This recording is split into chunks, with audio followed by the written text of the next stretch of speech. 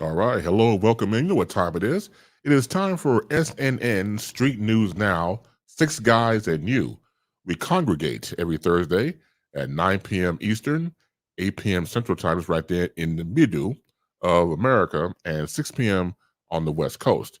Now, make sure you go to our YouTube channel and type in SNN, that's Street News Now. Make sure you subscribe, like, and share. Make sure you do that. Also, catch us on Facebook Live, Twitter, and of course Twitch. And so we're coming in to you. We're going to make sure that we have some good conversation for you, as we always do. I'm totally biased, but that's how I feel. We are what I nicknamed the masters of intellectual chaos. So we're going to bring in our fearless leader, who is on the road. It is a different name today. I did not know that my fearless leader went by DJ Roadrunner. I thought it was Lee Michaels. Or are you the same person, just two names? Yeah, I'm a Gemini, so I have more than one name. Sometimes I'm DJ Roadrunner, sometimes I'm Road Dog, sometimes I'm Lee Michaels, sometimes I'm out of my damn mind. So, it just depends. And when you were driving Uber, you were Uber Lee. I was Uber Lee. You gave me that name. I sure did, because you was cussing everybody out when you was driving. But they never heard it. It was it was between you and I.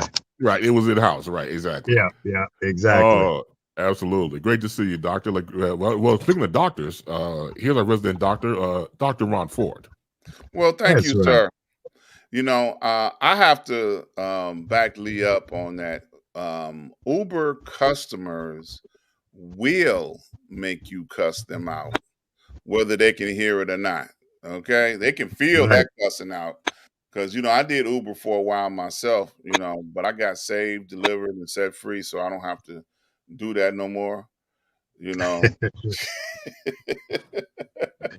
So I've been set free.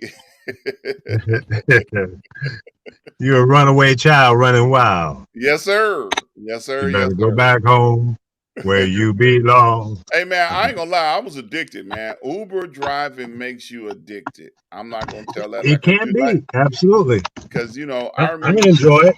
Look, I remember when Lee used to tease me about Uber driving, and me and his son, different places, of course, were doing Uber at the time. And then when he got the bug, man, then he understood. I was all in. And also, I'm trying to get my lighting correct. I see what you're doing. Yeah. So bear with me, folks. Can you hear me okay? Yes. Okay. Well, let me just say this. I wish I was in my studio, because I feel like a fish out of water right now, sitting in the car in downtown LA in a McDonald's parking lot. So they may run me out of here because I haven't bought a Big Mac or anything. No, wait a minute. Yeah, Big Mac or whatever. I don't know what they say. I would usually get a fish sandwich. I like the fish. Yeah. But that's just me. But I'd much rather be in my studio, and I just feel better about that. But let me just say this: so a lot of things going on around the world. We're dealing out there with the Russians. They're talking about maybe invading another country, and that's nuts. And Biden said, hey, Putin, don't do it. Don't do it, dog. Don't do it. Just don't even think about it. Y'all can sit out there and put 100,000 Russians around the border of Ukraine and all that, but don't do it. And our allies in the United Nations and what have you, NATO, they're saying, hey, we got your back. Don't do it. So I hope that doesn't go anywhere. That's number one. My main concern right now is this coming November, when we have our midterm election. And I think we need to really spend some time on talking about the critical voting places. First of all, Georgia, Reverend Warlock is up for re-election. We need to make sure that we send money to his campaign. Even if you're not in Georgia, I don't care where you are, this is a critical race. And so, in fact, CNN is saying it's the most important race. So they're putting that one right out front. And I send money to the senator all the time, at least a couple times a month. And I'm inviting everybody who's listening to the show to do the same thing.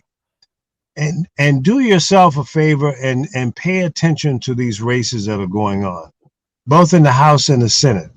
We cannot lose any ground at this point in time. Don't you see what they're doing to Biden? Okay, his numbers are down because of the narrative that the Republicans are putting out there on him. He's not doing a bad job. He inherited a bad job. He inherited a tough job. And I knew it was going to be difficult for him, especially in the beginning, to turn this battleship around. That being said, do not lose faith in this man.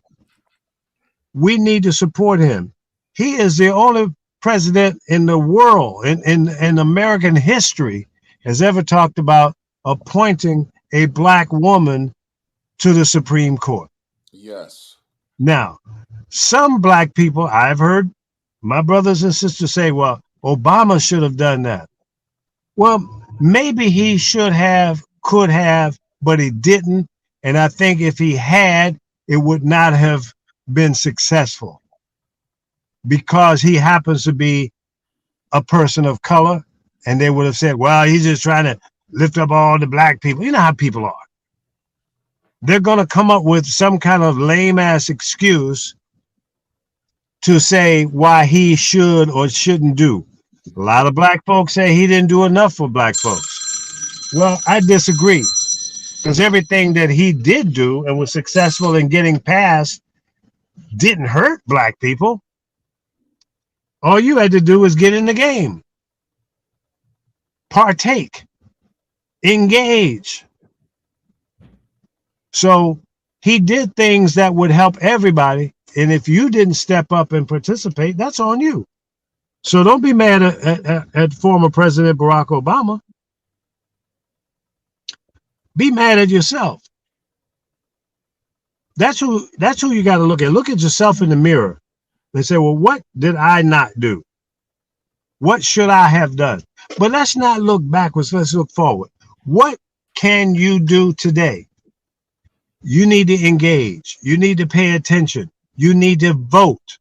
I don't care how many states try to change the rules and make it more difficult. Vote.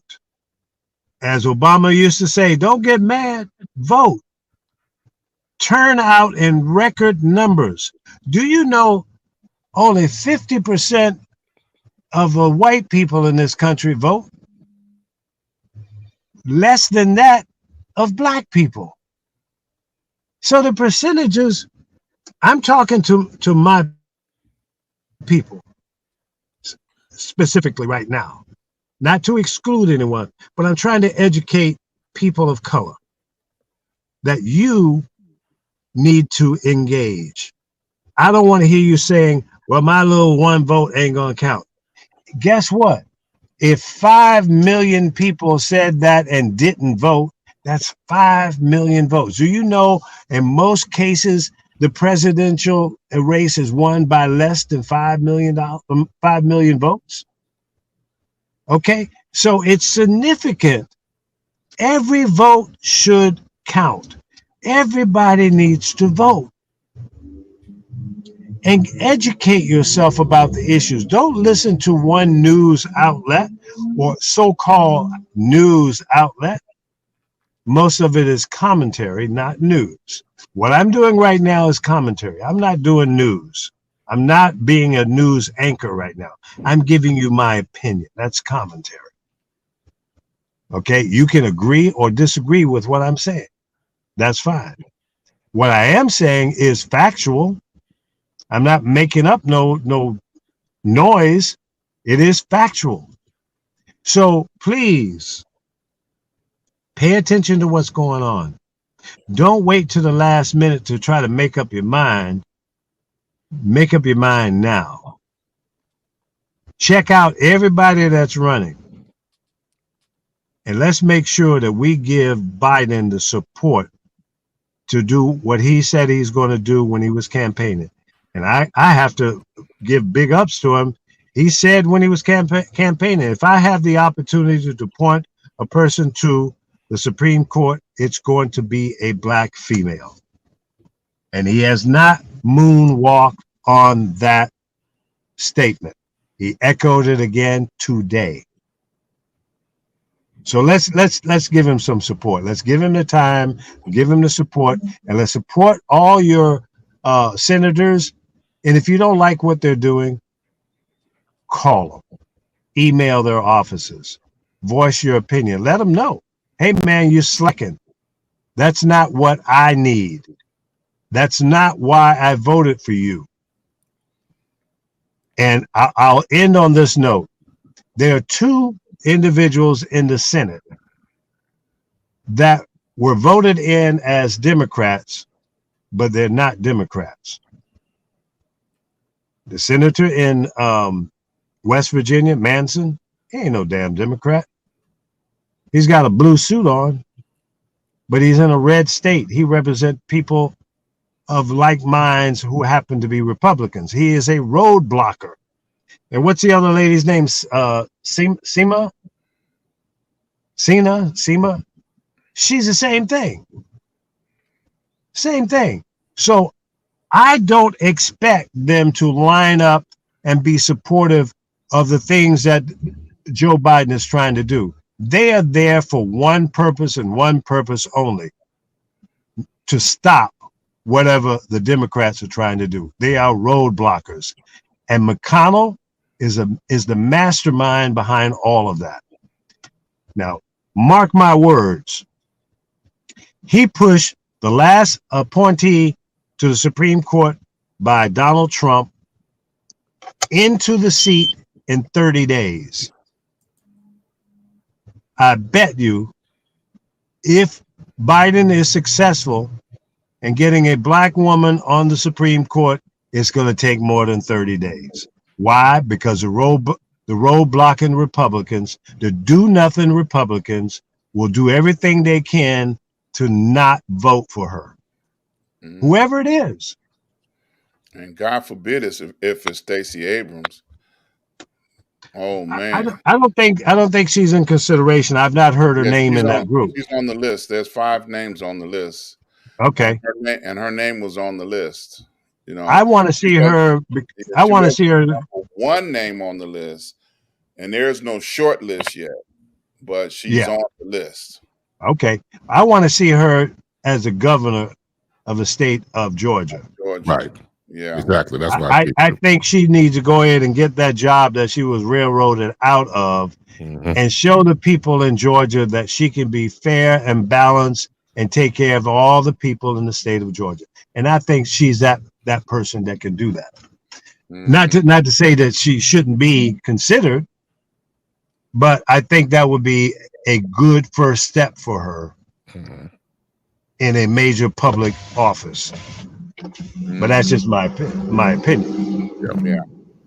Absolutely. Real quick, I want to welcome in, of course, our brother, Professor Reggie Miles. Professor, how you doing, sir? Welcome in. Wow, I'm feeling great now. And behind that, I might as well take a leave of absence. Oh no, don't do that. No. Cause the guru brought it, Yeah. and I'm in agreement. I'm in agreement with most all of what he said. But the question comes to us. And to all the pundits or all the people that are out there, how much are we going to push political literacy? Right. How much are we going to push that? because we just can't leave it out there, because historically, we're not going to be moved.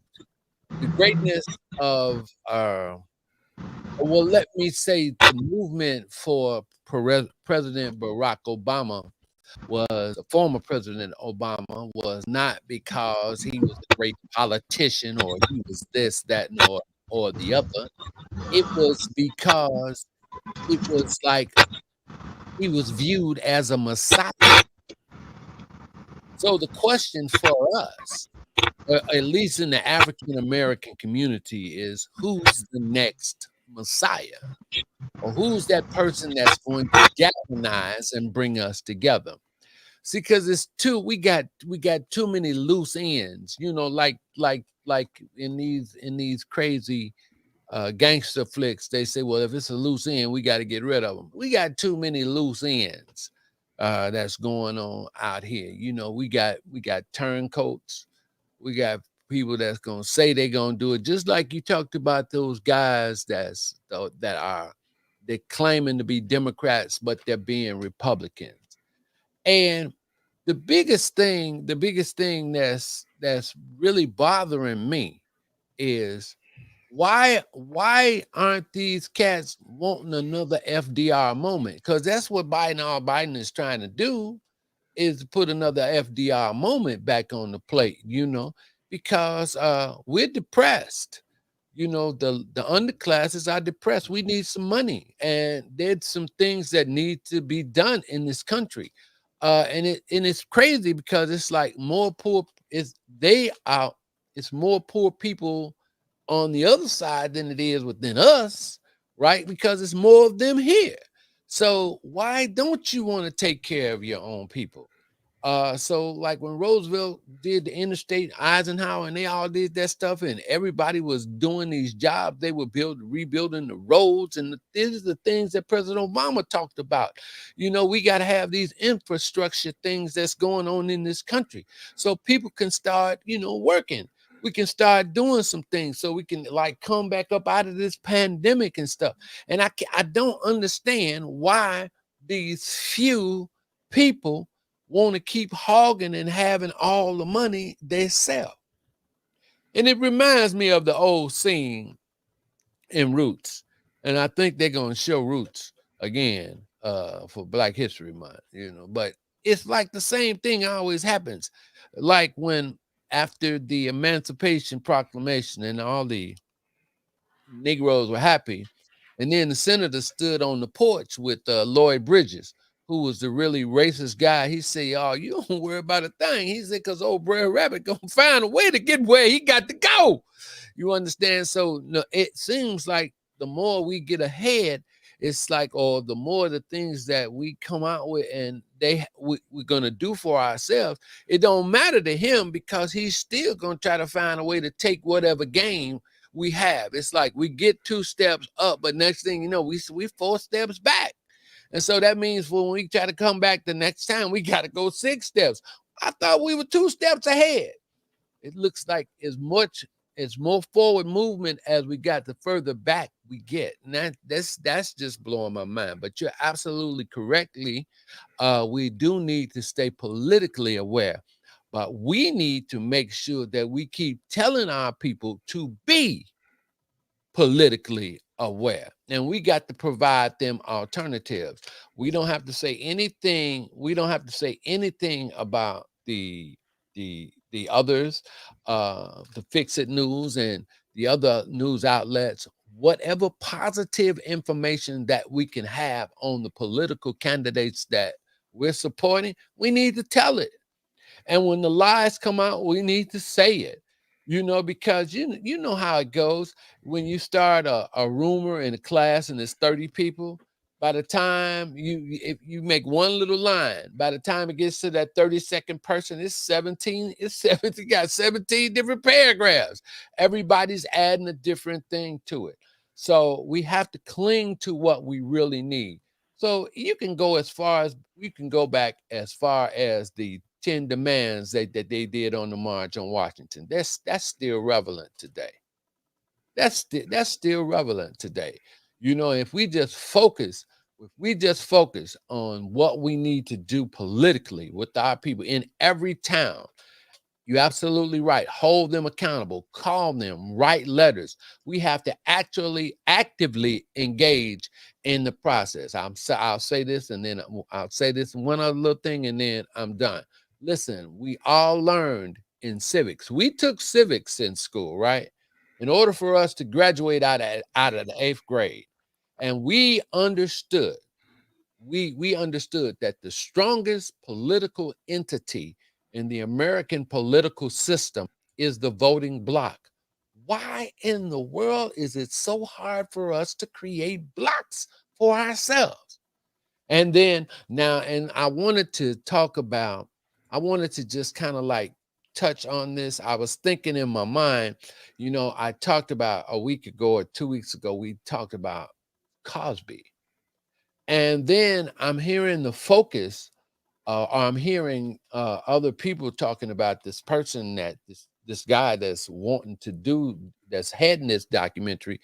He's really like a turncoat, or he's like a plant for the establishment who's really trying to really do more harm to the Cosby name, that this man isn't really trying to be in support of him. And I wonder, I'm just wondering, how quick are we to sell our own kind out?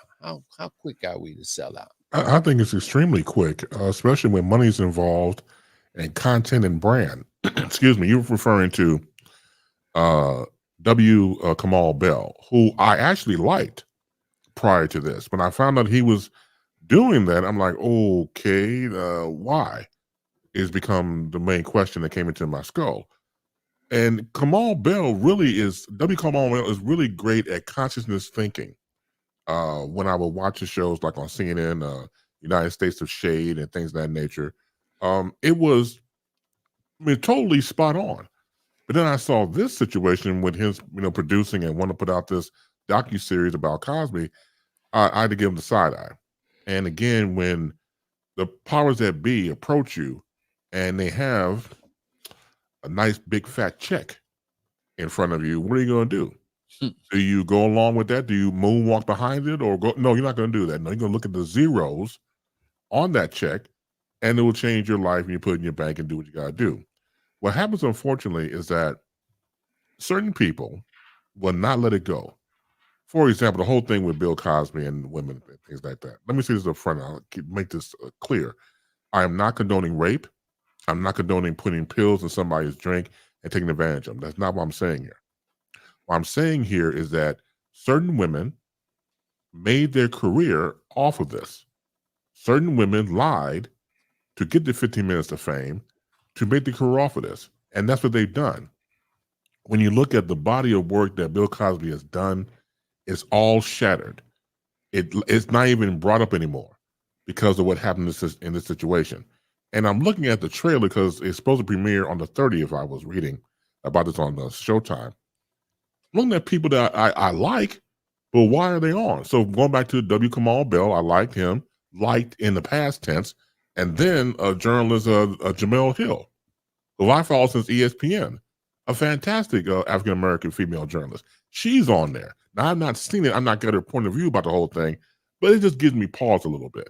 And again, why don't you just let it go? The man served his time. You destroyed his career. So what else do you want? It's like beating a dead horse into, gorilla glue at this point. You know, Bass, I don't want to get into that. But I said, I said, so maybe this might be Miss Hill's way back in.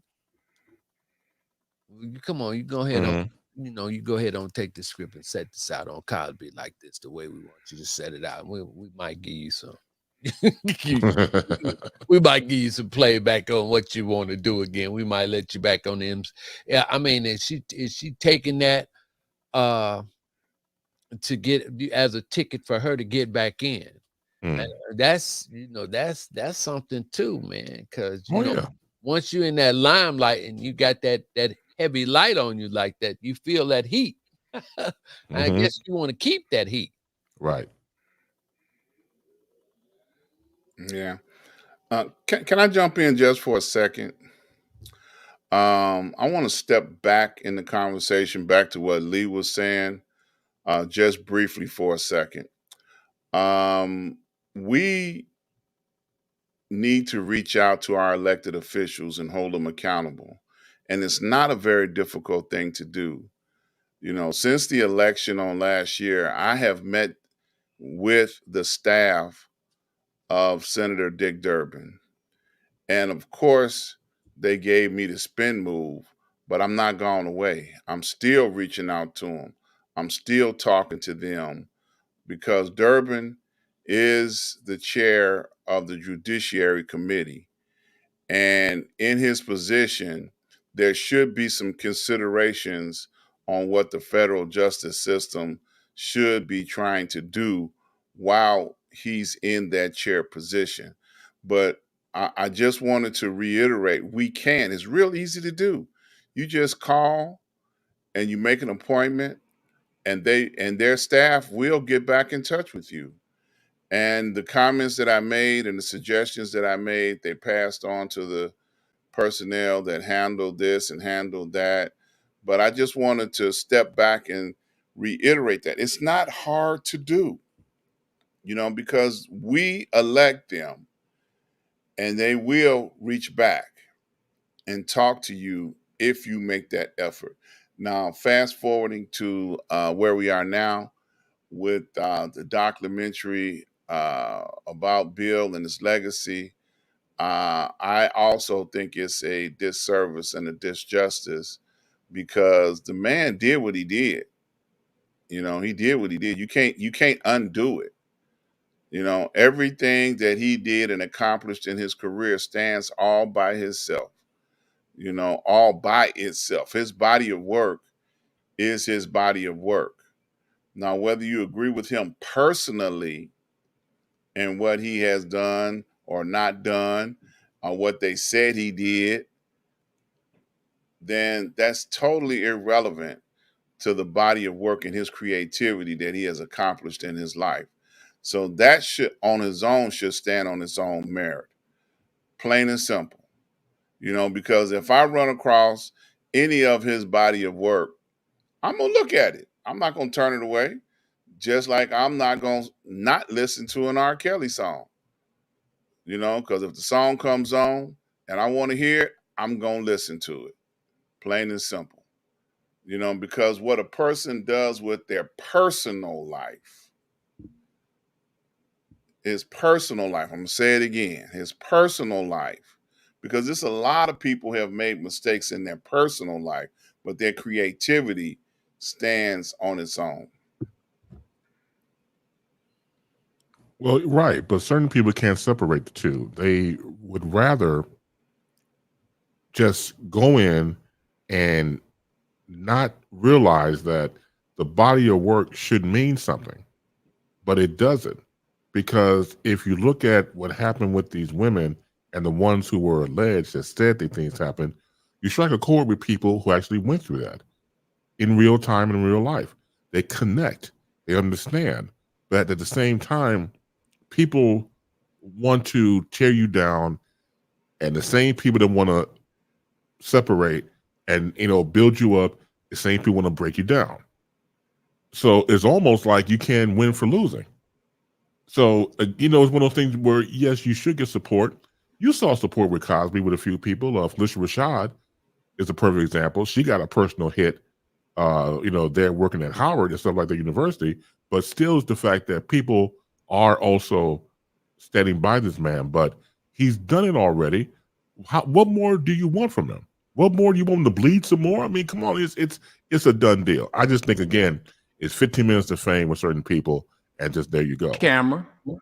Let's bring in Mike Love. What's up, Mike? Okay.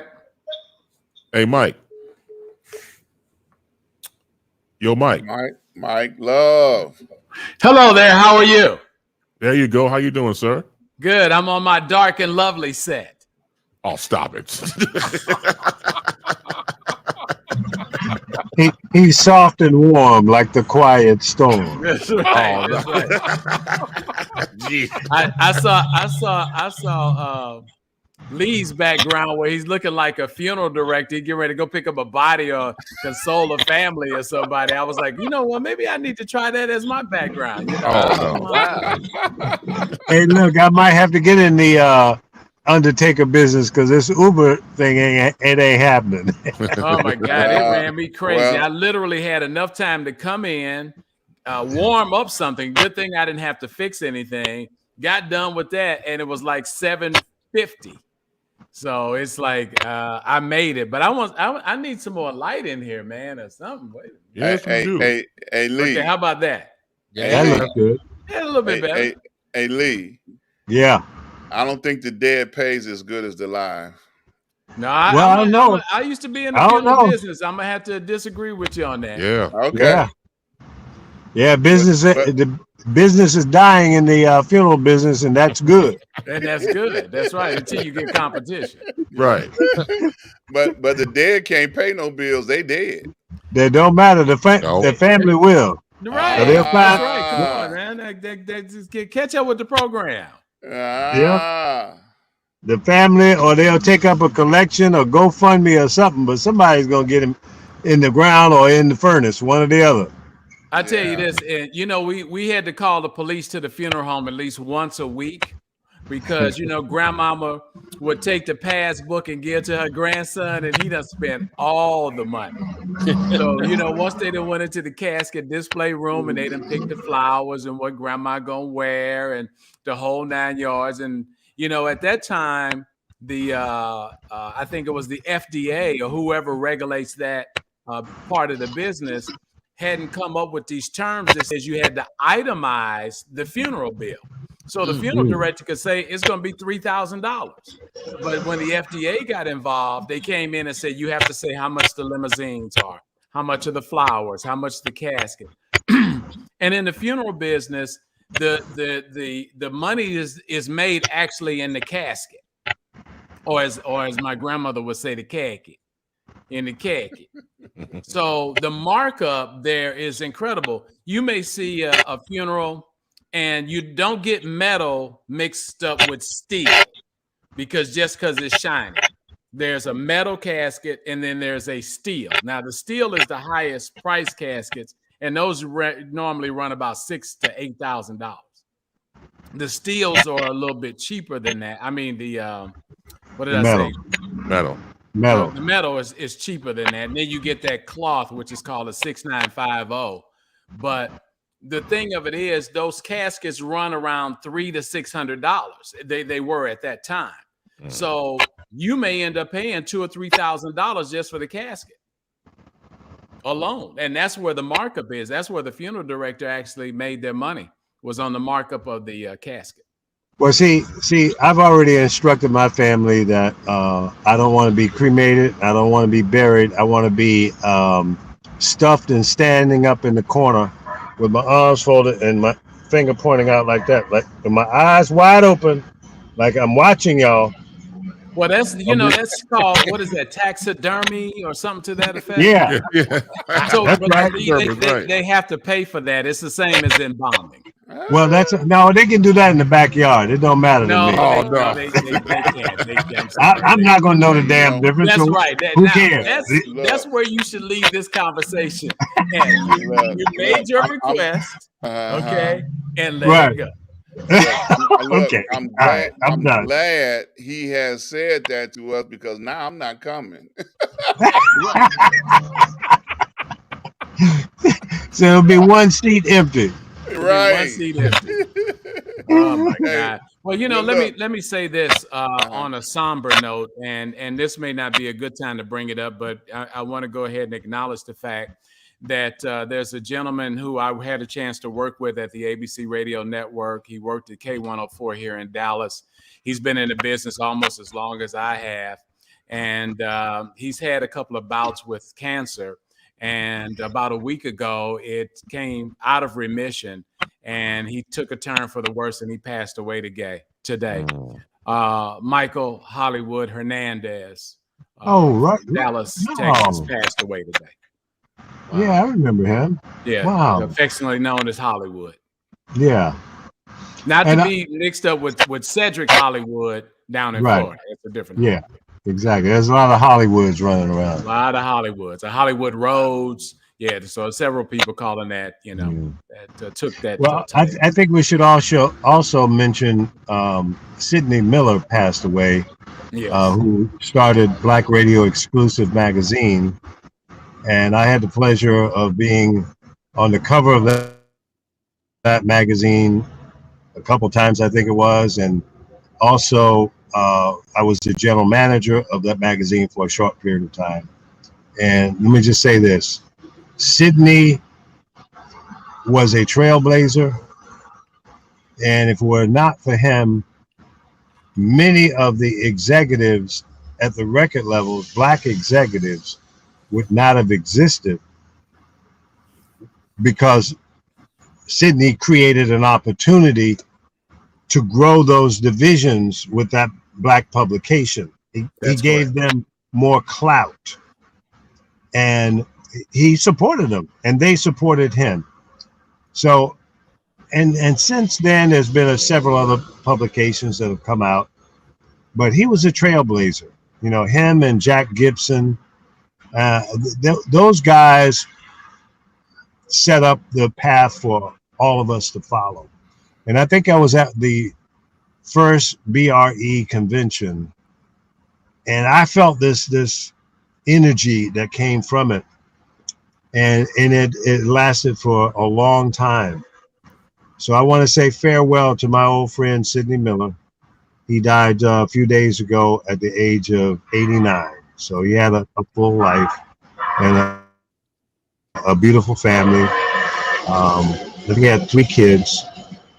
And he made it happen for a lot of radio people and music people and artists. Man, I subscribed. He gave exposure to that magazine, man. I remember when it first came out, it was nice and thick.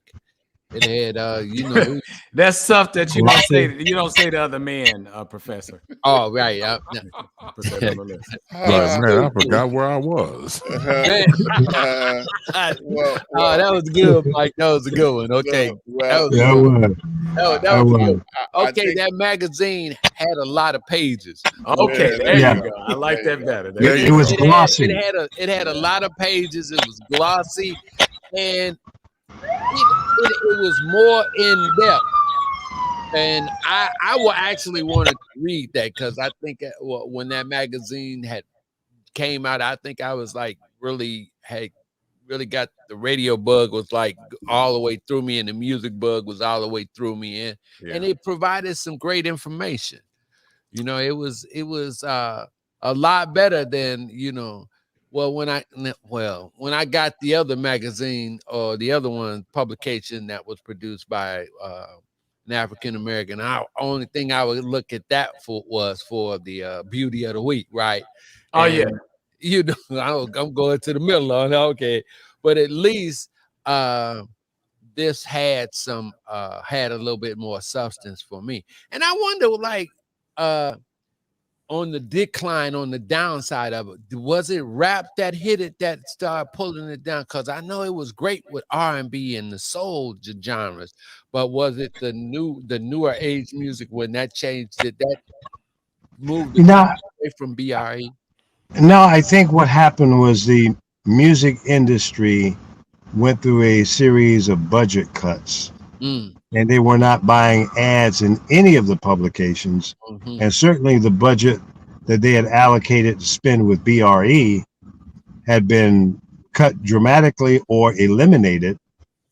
And that's an unfortunate time in our industry when that happened. And it was right around the time when CDs came in. A lot of things started, changing. And, the music business, the record labels were not making the kind of money that they used to. And, people weren't buying music the way, like Napster. You remember Napster? Right. So Napster, CDs, all of that happened about that time. And the budget started evaporating. So, the other radio and records and, what were some of the others now? Impact. Impact. Yep. They all suffered from lack of dollars. Now, one of the things that I was trying to get BRE to kind of evolve into was not just live off of the record business or ads coming in. Try to diversify your audience, grow the audience beyond just the industry viewers, and try to go after some of the general market dollars. There's no reason why you can get some money from Sony, and not just record label part of it, but the music, the audio division, the camera companies, the automotive companies. Everybody in the industry bought cars, so why not? And John Q. Public, the people that would grab the copy of the publication, they bought cars. So I think that if you have all your eggs in one basket, you're going to be limited in terms of your long-term growth.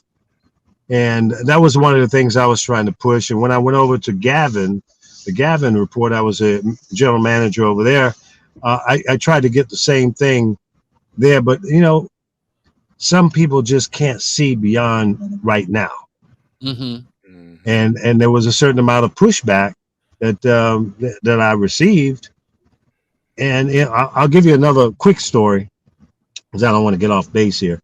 But when I was at the Gavin report, there were a couple of guys that came to me and said they had this new technology that they had this technology. It was a computer that would listen to radio stations and catalog every song that was played and log it. And then you could use that information. So the publication would have to call the radio station to find out what they played or what was the most popular song, because that would capture that.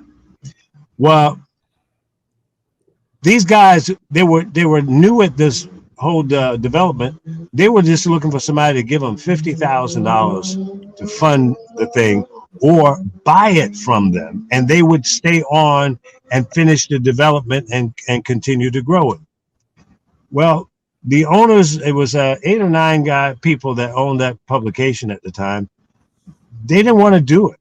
They said, no, that we would lose touch with the radio stations because, they look forward to us calling and we look forward to talking to them. And I said, you don't have to stop doing that, but you don't have to sit on the phone for an hour writing down all of the songs or having them fax it to you, and then you transcribe it and put it into your computer system to process it.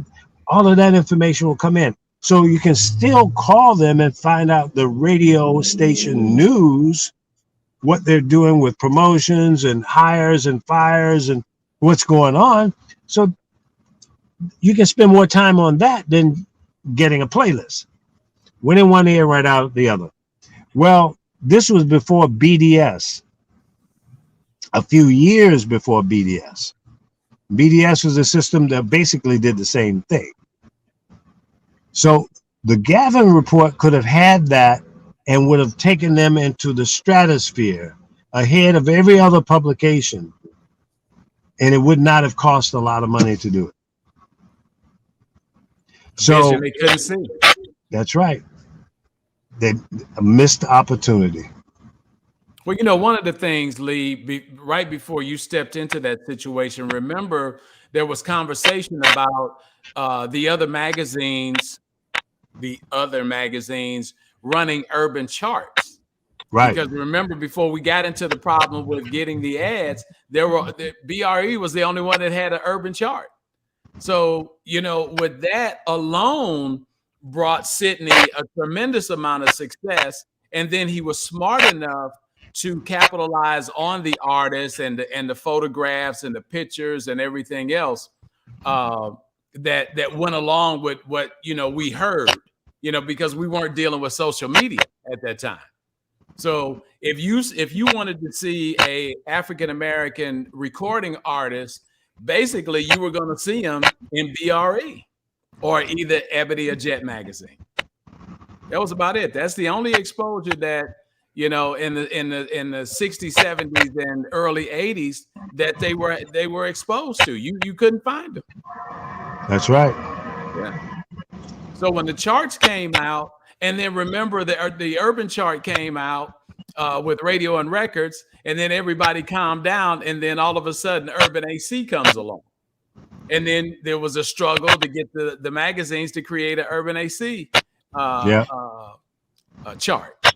Yeah. And thank God that BDS came along finally, and then came up with charts for all of them, because like you said, they took that data that if Gavin had used it or the technology at that time, it was easy to do. You could make any format, Yeah.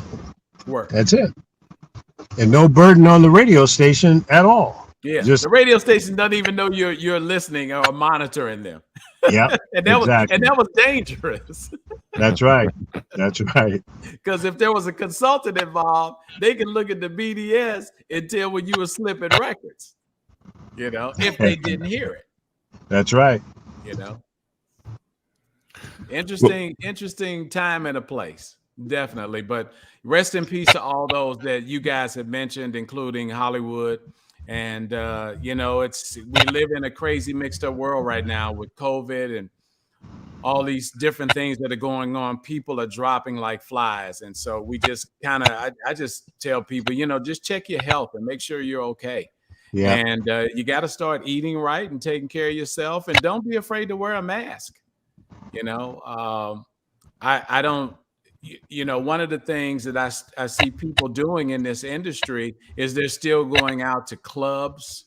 They're still going out. The other day, Mike Kelly, who's a record representative and a good friend of mine, we were going to Glorious to get something to eat down on the lake here in Texas. And unfortunately, it was a 35-minute wait. But fortunately, it was because this place was packed. And we ended up going to my grandmother used to mess up every name, Italian. We went over to an Italian restaurant, and it was only 3 people in there, including us. And that was probably the safest thing for us to do. But Glorious was like this. You don't want to be in any kind of venue or place right now. I think, folks, we're going to interrupt the program. Lee Michaels is being arrested on drug charges and soliciting. We're going to go out there in a few minutes and have our roving reporter, Chris Bass, come in and tell us exactly what the details were. Well, thank you, Mike. Thank you, Mike. I didn't do it. I didn't do it. We've all disowned Mr. Michaels, and we don't even know how he got on this program with us. Well, so, he had to have an alibi. That's the reason why he's here. And he changed his name to DJ Roadrunner because he sells drugs. Right. That's his street name. It. And so he actually told on himself. That's exactly right, Chris. Right. And the Federal Bureau of Investigations recognized his code street name and came right in with the arrest. Exactly. That would be funny as hell. I would welcome that. That would make big news, and that would blow SNN up big time. Lock me up. Right. And the whole time you've been on, we've been hearing like pigs, grunting in the background. Where are you, like in a cornfield somewhere? I mean, what the hell is going on, Lee? That's your neighbors out there in Texas. He claimed he in a McDonald's, Mike. That's what he claimed. You heard everybody on the call heard the pigs squealing and everything, but nobody said anything. It was like, okay, don't say nothing. The boss is, out here doing something, so we just go keep it. See the McDonald's sign through the trees? Lee, everybody has those backgrounds. No, including Ron and the professor. So that's not going to help in your case. That's messed up, man. Nope, I don't see nothing.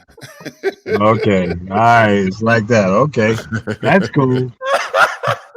Oh no! I hope they come lock me up. That would be big news. Because you look like a crime boss right now. I mean, this photo of you is you look like you're snitching on somebody, doesn't he, Ron? Does Ron tell the truth? Doesn't he look like he's somewhere waiting? No, man. I call him the man in black earlier. So that's right. Did you get one of these, Lee? Did you get one of these? There you go. You got the man in black uniform. Waiting on one of them right there. That's what it is. Yeah. Envelope. Yeah, you waiting on that envelope. That's it. That's right. They better hurry up too. I'm getting hungry. Yeah, that's it. That's how the general managers of the record, industry, Get that. I just call to say Oh no! I love you. Oh no! Oh man! Oh, I got it. Oh That no! ain't right. It's like, man, we're going to arrest a blind drug dealer. Right. And why is he? If he's blind, That's why right. the hell's behind the? Why is he driving? Jesus. Yeah. Officer, Little Lee I Mike. didn't know what I was Right. selling. I can't see it. Yeah, but I Well, didn't know. look. A bigger question is why all the police and the fire trucks keep going behind you in the parking lot. Oh, were they? No, they were in front of me. They were in front of me. I'm facing Wow. the street. Okay. Those are paramedic wagons, so I must be in an area where people getting jacked up. Or they discovering the bodies that you've already probably Right. disposed of. He said that's Oh paramedic. boy, why did I come on the show tonight? I'm getting beat up. Oh my Oh goodness. hell!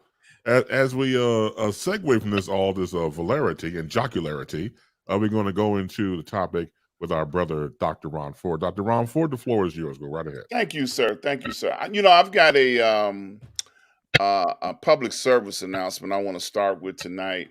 I was strolling through my social media, you know, which is always true; it doesn't lie. And they were talking about a student loan processing company, Navient, soon to give up its management of federal loans to Maximus, will have to cancel 1.7 billion in student loans and pay the states those whose attorneys general sued them for the collection of 145 million. So this company had violated uh, many rules with pursuing after the debt. They violated so many rules. They got sued by the attorney generals of so many states. And many of the people that had student loans with this company, the debts are going to be forgiven, you know, and maybe some of those debts may be picked up by other companies, but they blew it big time.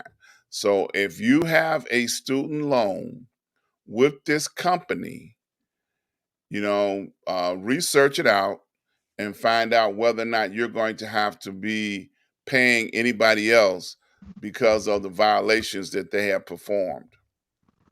What's the company name? Navient.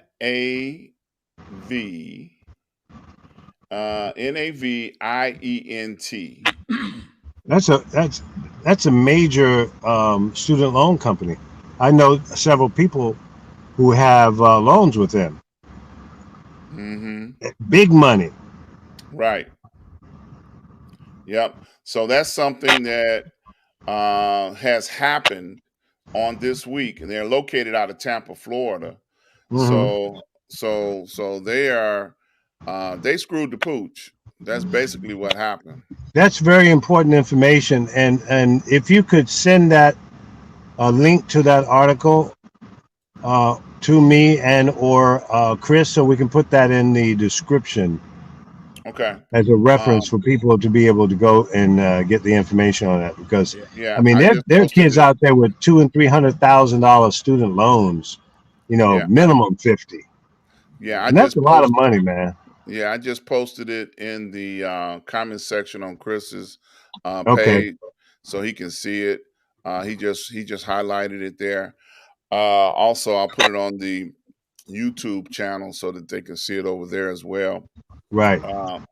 Now, one of the main things that I wanted to talk about and throw out to my brothers on today, coming up on next month, the police officer that was responsible for killing is getting out of jail. You know, the U.S., I'm going to read the article part of it. The U.S. Representative Bobby Rush joined with Representative Reverend Jesse Jackson Sr. and the coalition of clergy and activists to protest the forthcoming early release from prison of the former Chicago police officer Jason Van Dyke, who was convicted of the murder of 17-year-old Laquan McDonald in 2014. Van Dyke was convicted and in 2018 and sentenced in 2019, has served barely 39 months of his sentence for second-degree murder and 16 counts of aggravated battery. At the press conference, organizations for Rainbow Push Coalition joined calls for John Lush, the U.S. State's Attorney for the Northern District of Illinois, to bring federal civil rights charges against Van Dyke. So this guy has barely served any time at all. Now we know that he's a white guy. Okay, we got to say that. And now, is this the incident where the kid was in the middle of the street? Exactly. Okay, and he shot him and 16 times. Right. Okay. Now he's coming home. The guy's coming home. You know, and you know, according to many of the parents and all of the local officials in the Chicago area, they are totally upset over the fact that they did an announcement. Now, if he'd have snuck in and he was home and they didn't know nothing about it, you know, it would have been a quiet thing. He could have slithered away. But they announced it publicly. Oh yeah, he'll be home on the 6th of next month, you know, and you know, I think they're within their rights to ask the federal government to take a look at other further additional charges, because it's not unusual for the feds to pick up additional charges against a person for doing something like this, and the state have extended or have done the most that they can do, because in most state charges you get 2 for 1, 3 for 1, depending on what institution you go to. So as far as they're concerned, oh, his time is served, you know. But it's just something that's not right about this. You know, it ain't right in a whole lot of ways. So, you know, I can see the professor right now with his eyebrows raised. Come on, Professor. I know you got something to say. Nope, I'm gonna pass on that because I'll get too radical. Okay. You know, I'll get too radical, but you know, I mean, but what do you expect? I mean, what really do you expect when justice is spelled just us? Right. You know, what do you really expect? Then what is really the value of a black teenager? What is really the value of that? No, let me take that back. Let me say a human life shot 16 times. That should have been a mandatory. I mean, he should have served. The minimum for me should have been a year for every bullet. Every time he shot. And all he had was a knife. It doesn't make no difference. No, I'm just saying he didn't have nothing but a knife. And the cops shot. I saw that. Listen, I saw that. And I don't see you done started. You don't make me get upset. You know, you don't make me get upset. And my eyes seen a person walking away. Yes. My eyes saw that. My eyes saw an individual shot in the back. Shot in the back 16 times. The child fell and he was still being shot. So what difference does it make him having a knife? So going back to Chief Justice Roger B. Taney in the Dred Scott case, black man has no rights to which a white man is bound to respect. The black man has no rights to which the white man is bound to respect. So don't call me black. I'm a human being. Y'all know I've been there from day one. But Chief Justice Roger B. Taney, I think it was 1867, the Dred Scott case. And that's been generations on the majority people in this country. Just think of the reverse. Do you think that if a black cop did that to a white individual, man, he probably would have. Come on, he'd still be in jail. He'd still be in jail if he'd be alive. Right. Exactly right.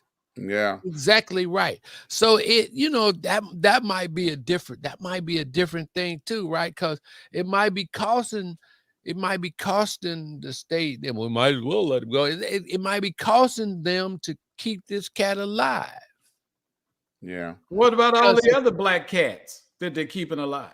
Yeah, well, but they can't let this man go in. He can't be involved in he can't go out among in the general population because one of them lifers in there, if they seen him, they're gonna try to get him. No doubt. They're gonna try to get him. He in solitary confinement. He not in no country club. He got to be watched because somebody is trying to get him. 16 shots, and this boy was going away. Yeah.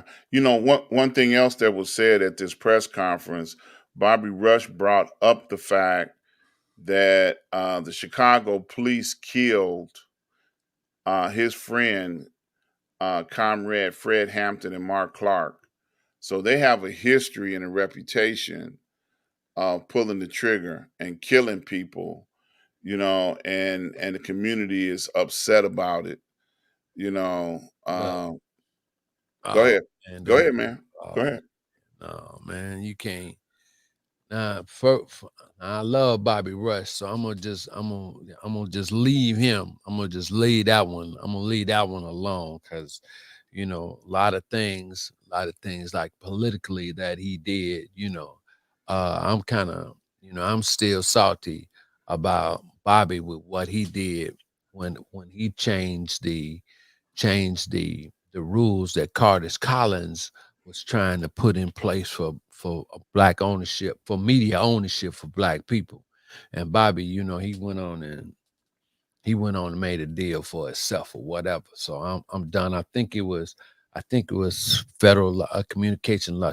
All I remember is the number. And I was in a lecture under this great FCC attorney, or this professor, Mark Lloyd. And he broke it down to me, man. And sometimes when I think about it, I get so hot, man. It fries all my memory cells. I was so mad because that move didn't help us to gain ownership.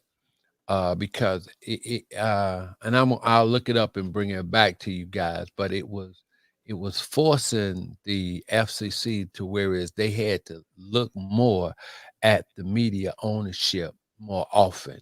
And Bobby, he sided with something else. But the thing to even try to compare though, the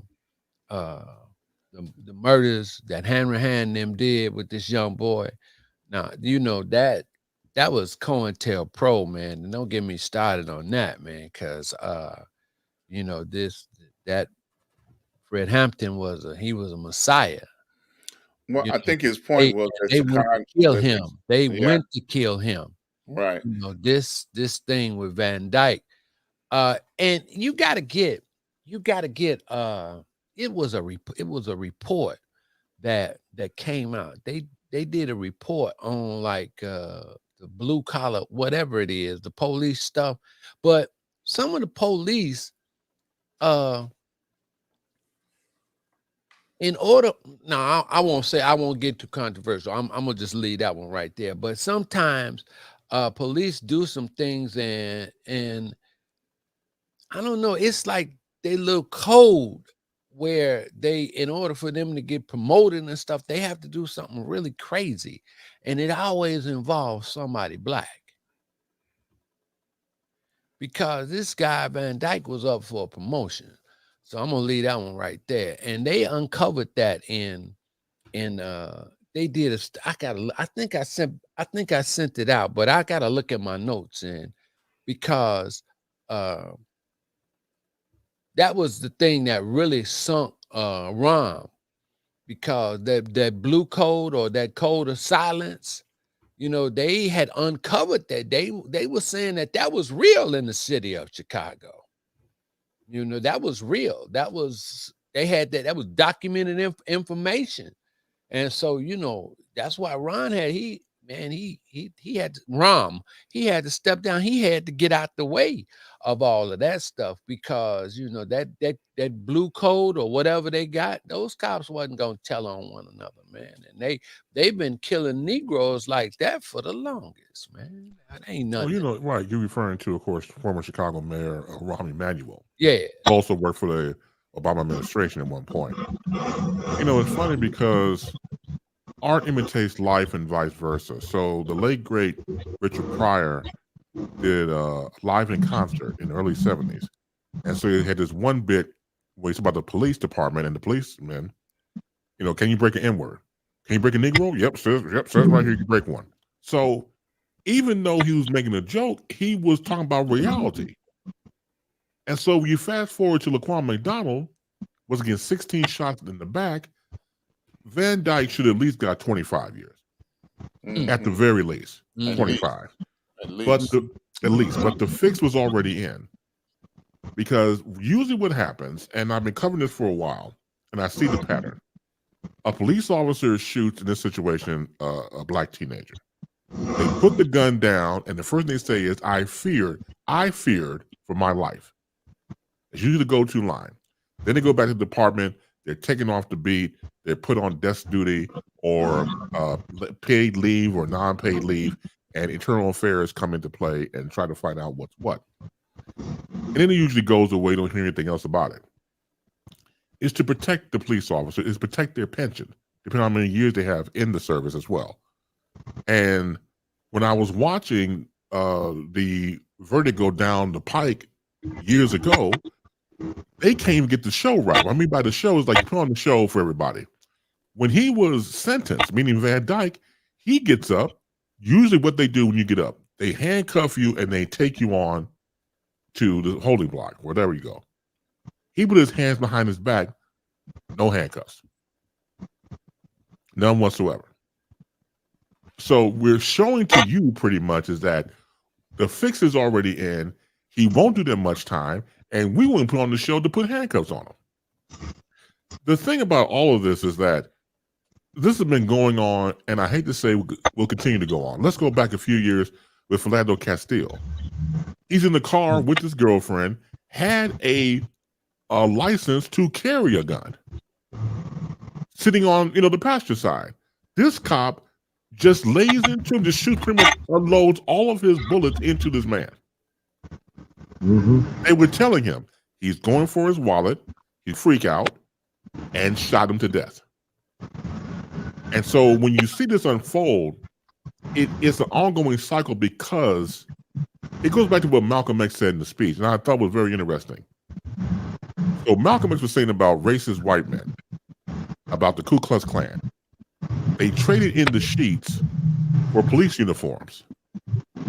They traded in the sheets for guns and nightsticks to have legal behind them if they go out and kill black folk.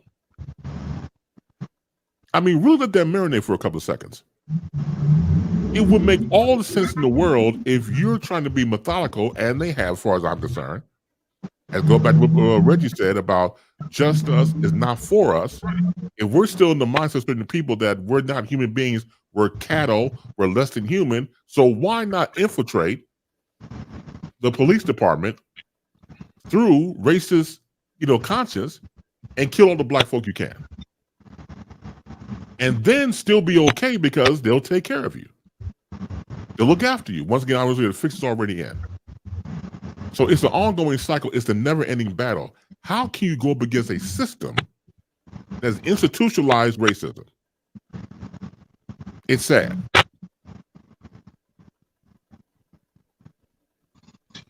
All right, I got one for you. Story comes from the Washington Post. This guy was working with another guy. They're working at the same place, right? So the co-worker invites, his name is Peter Bernardo Spencer, 29 years old, out for like a weekend in a rural area with 3 other people. So it was a total of 5 people. Bernardo is a black man, 29 years old. The man that invited him happens to be white, and 3 other white guys all went to this cabin in rural Pennsylvania. It is, let's see, the distance. It was north of Pittsburgh, in a town called Rockland, Pennsylvania, 85 miles north of Pittsburgh. Now, Spencer's girlfriend dropped him off up there and said, "See you later. I love you. Take care." She texted him shortly thereafter. He didn't respond. Peter Bernardo Spencer, 29 years old, was shot in the back 9 times. And these 4 white men are not in jail. This happened in December, on the 12th of December, more than 6 weeks ago now. No charges have been filed for the killing of the 29-year-old father-to-be. His fiance is the one that dropped him off. These guys are free. So the 4 guys claim it was self-defense, but they shot him 9 times in the back. At this cabin, they found more artillery, more guns, drugs. So what happened there, man? How can you shoot somebody and say it was self-defense? And it looks like he was running away. This is a classic. This could be a movie. I mean, this sounds like something. Yeah, it sounds like something you would see in a movie. How in the hell 4 white men, 1 black man up in a cabin in no man's land?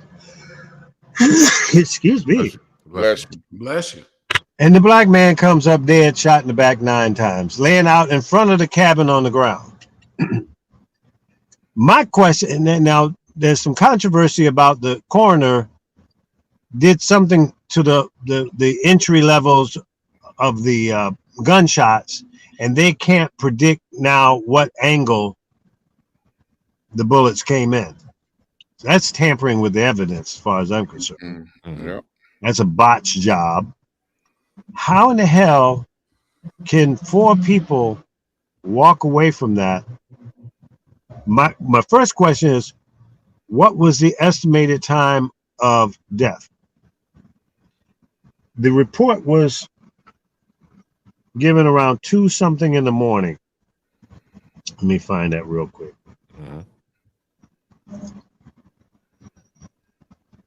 2:30 in the morning. Found dead shortly before 2:30 in Rockland, Pennsylvania, 85 miles north of Pittsburgh. The man that shot him is 25 years old. And there were 3 other individuals, all white. They were detained and questioned. All 4 released after the county attorney, district attorney says, hey, they basically believe what they said. So I don't know what time this young man was dropped off, and maybe that's some we can get in touch with the fiance. So at 2:30 in the morning or thereabouts, the authorities arrive. So let's assume for a second, maybe she dropped him off 7 or 8 o'clock, maybe 5 o'clock. What happened during that time? Was he shot a lot earlier? These are all the questions that come up in my mind. Mm-hmm. What was the argument or about? Why was this a self-defense situation? In this article, none of that is talked about. It didn't say, and then the guy that shot him, are there any bruises, cuts on him to prove that you felt your life was in danger? Any evidence in that fashion? How is a man laying dead with 9 shots in his back being accused of, I had to kill him because it was self-defense? Was he running away from you? That's what it sounds like to me. Something bad was going down and he was trying to get away, and they said, no, we can't let him get away. Absolutely. The 25-year-old guy shot him dead. Yeah. You know, you were exactly right when you said that sounds like a movie plot, because there were several movies with that plot where they would take homeless people out in the wilderness, and the next thing you know, people would be hunting them, you know, on a hunting expedition. You know, this sounds something very similar to something like that. They took this guy out there on a vacation, and he didn't realize that he was going to be a trophy for somebody. You know, that's crazy. That's crazy. So this man had a child on the way, fiance, and he's dead. Co-workers. Did the investigators talk to people at the job to find out if there was any kind of beef between them? But I don't believe there was any beef there, because if you didn't like each other at work, why would you go up into the wilderness, the rural area, and hang out for a weekend or whatever? So see, a lot of things don't add up. They just don't add up. I got 1,000 questions on this one. Look, I feel like we need to issue a public service announcement. If any of your white coworkers invite you into the wilderness, don't go. No, I'm okay. I'm good. I'm good. No. Y'all wait. No, I mean, I got to be with my fiance this weekend. You know, I got a child coming. Go. Don't do it. Don't do it. Do not be a statistic. Right. Okay. And don't go if they offer you rib tips or ribs. Still don't go. That's right. Or the Popeye's chicken sandwich. Right. Don't do it. Cool. Don't do it. Right? Don't do it. Look, he didn't even have a ride to get away. His old lady dropped him off. Right. Don't go. Don't. Yeah, that I just ran across that story today. A friend sent that to me, and I was just, my mouth dried up when I read it. I went, "What the hell?" But like you guys are saying, I mean, I wouldn't have done it. Yeah. No. I wouldn't go, out in a rural area with somebody out, barely know. Right. It may sound interesting. I mean, what was the enticement? I mean, we're gonna go hunting? Yeah. Look. Yeah, we're going hunting. Right. Yeah. Look, What are we hunting for? we are urban people. Okay, we don't go nowhere where other folks got guns. Okay, especially in the wilderness. They're like, no, that's okay. That's all right. No, we're not gonna do it. Yeah, but the story about the Jason Van Dyke. I hope, just to conclude, I hope that the federal government would pick up some charges in addition to what he's already been through, because that's not unusual, and if they bring other charges against him, that would be, decent and in order, for this scenario, because it's just, it's just not right. And it fans the flame, the bad relationship with the community, Black community, in particular with the police departments. Man, I've been getting emergency alerts. This is the third one today. Amber alerts. Well, you need to let them kids out the back of your car. Pretty much are. No emergency alert. Just see, Lee, I had stopped, okay? Just open the door and let them run. They ain't got to know what car they got out of. Not in here, buddy. Lee, let them babies go, please. Please. No, and no. Yeah. Yeah, let those children go.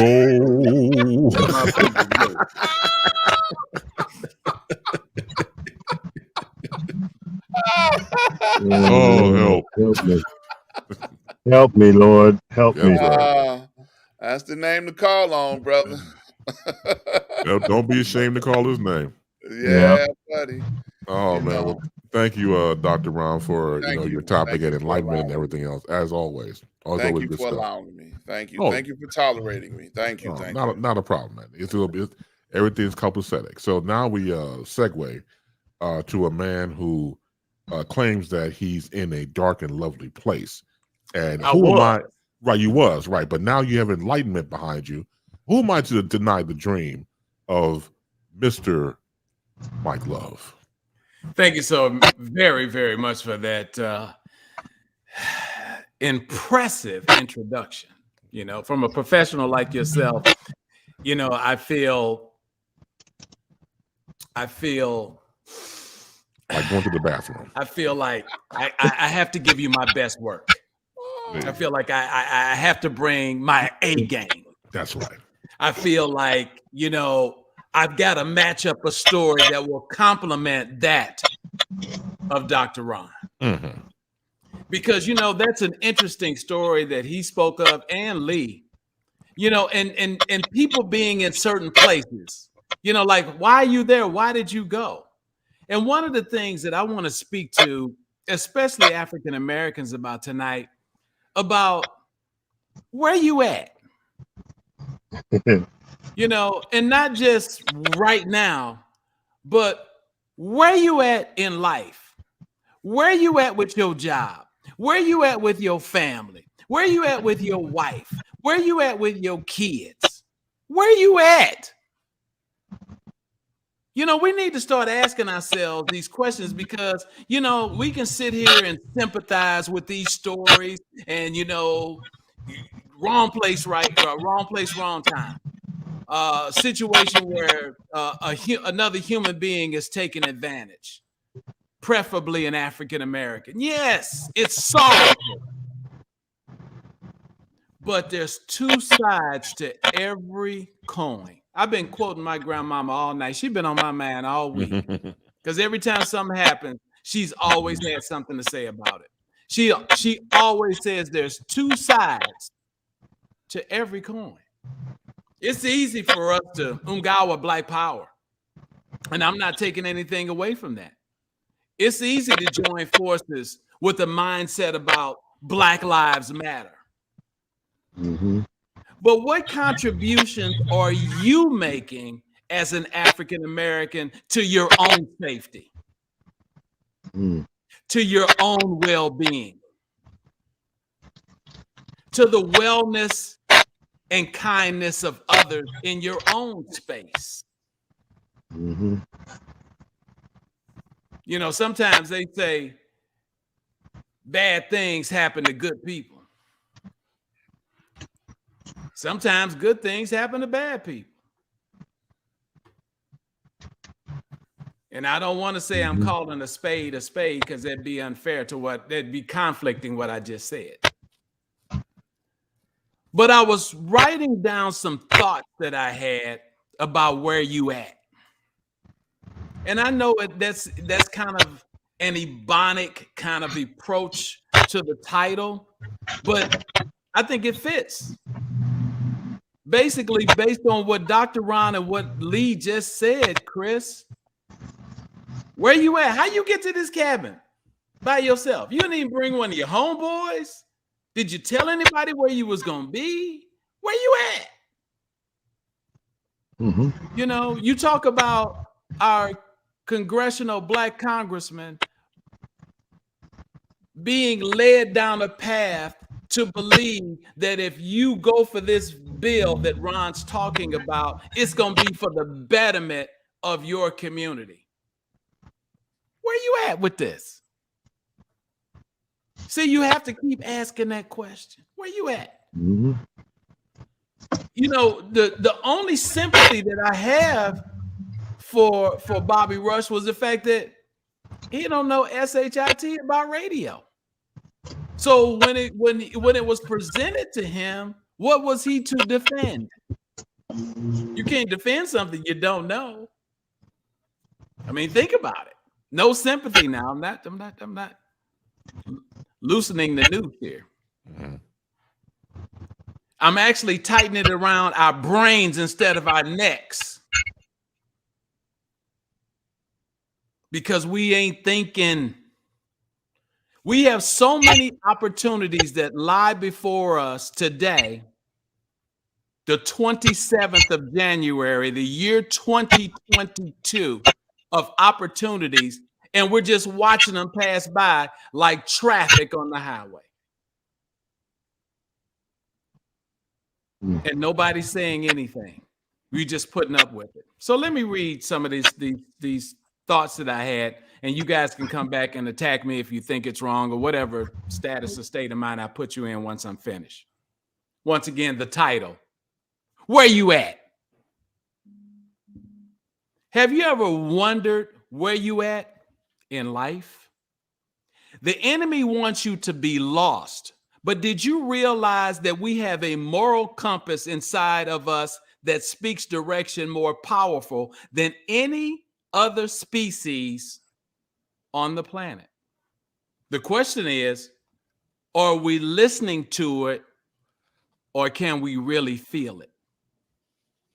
As African Americans in this world, we still appear to be lost. But the good news is we have more power than we give ourselves credit for. Why are we waiting on somebody else to pat us on the back? Under the previous standards, or in brackets, or ways of our country's existence built on independently ran businesses, I'll repeat that. Under the previous standards of our country's existence built on independently ran businesses, our country has changed to a corporately controlled structure for survival for its own needs, its own survival. See, when you go corporate and you take it away, you don't have to suffer. A lot of these large corporations, you know, the people who are running them care. I'm not saying that they don't care. But the fact of the matter is, when that business goes under, see, when I own a business, when Chris owns a business, when Dr. Ron owns a business, when Professor Reggie Miles owns a business personally, and it goes under, your credit takes a hit. But when it's publicly traded, it just goes away. And you go on about your business. It doesn't affect your credit score. You don't lose your house. You don't leave your family. You just go and pick up another business or do something else. Think about it. That's why corporations fight for what they want. I'm watching these companies laying off people at high rates and promoting their CEOs, their COOs at the same time, and their chief revenue officers as well. I just saw a good friend of mine go from being a chief revenue officer to a chief operating officer. Isn't that damn near the same job?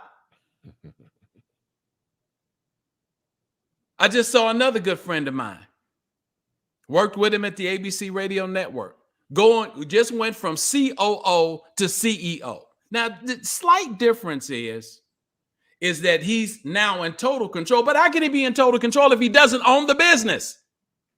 So isn't that the same damn job? I'm just asking for a friend.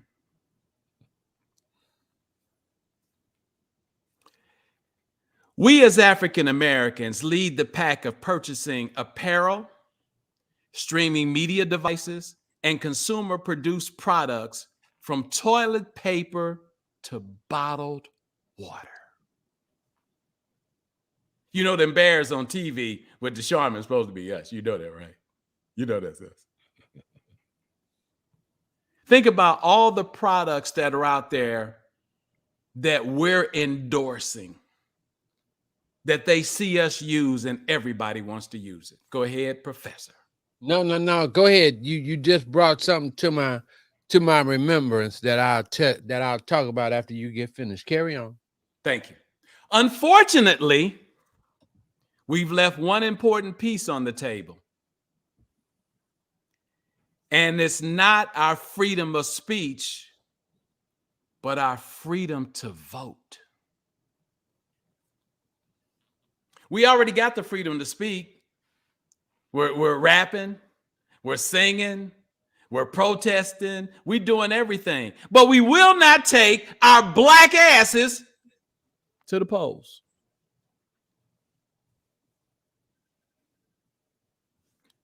My vote don't count. If I hear another person of color say my vote don't count, I'm not a murderer. Lee is. I'll have Lee murder him, choke him to death, and then sit outside of McDonald's wherever he is right now, watch police cars go by, and deny he ain't doing shit. In the words of Dr. Ron, let them kids out there, boy.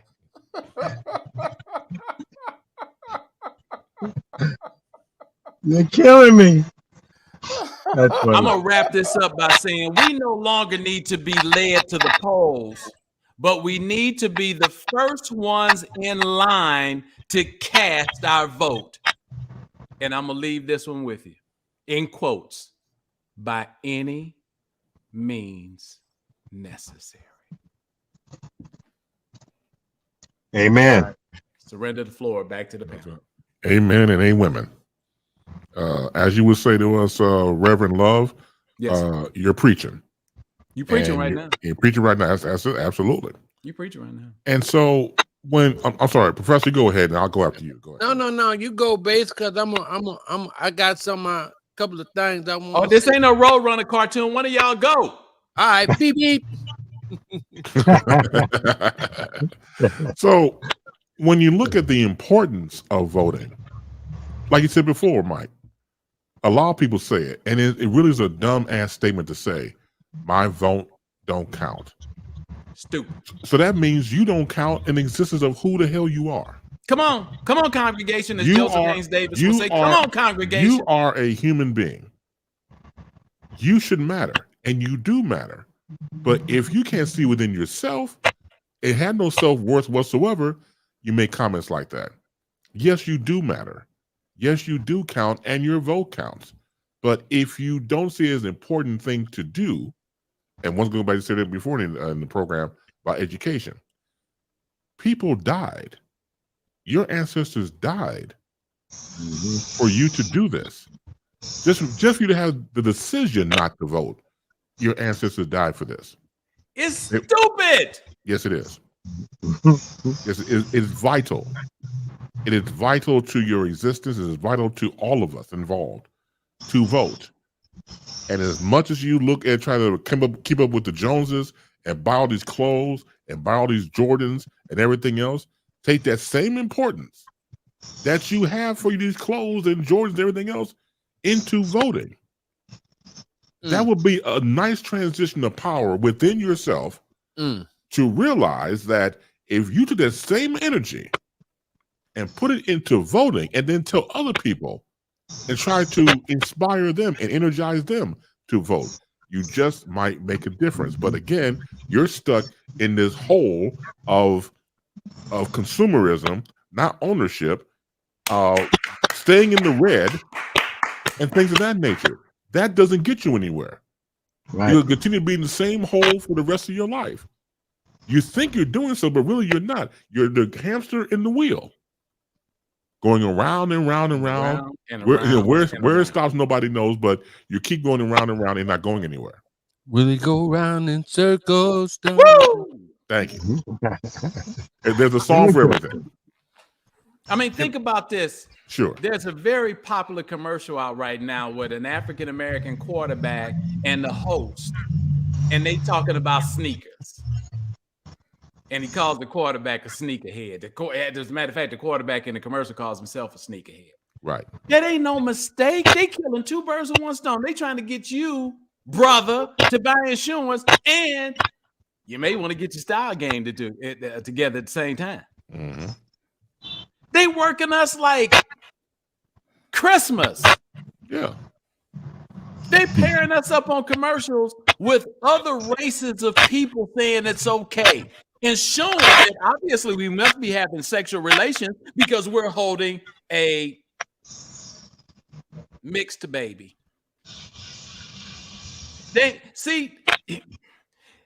They're afraid of us. Oh, always. They ain't afraid that because Dr. Ron is 7 feet tall and could probably put you in a chokehold that'll kill you. They afraid that you may say something that's paramount that will make them look like idiots. Mm. So when are we gonna stop falling for the rope-a-dope? That's the question that we need to be asking this next generation, our Generation Zs and our millennials. They're the ones that's opening the door. Mm. Yeah, they fall for ignorance.